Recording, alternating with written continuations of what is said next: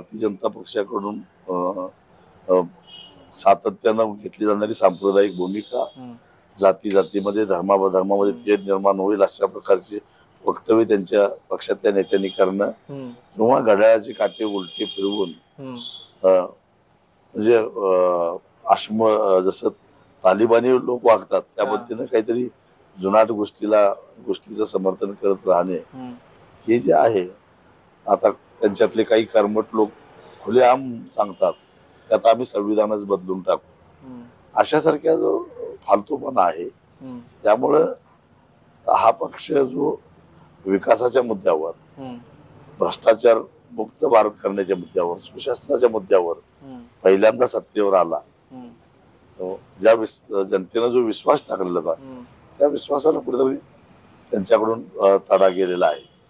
अशा वेळी यांना संधी चांगली होती. इंडिया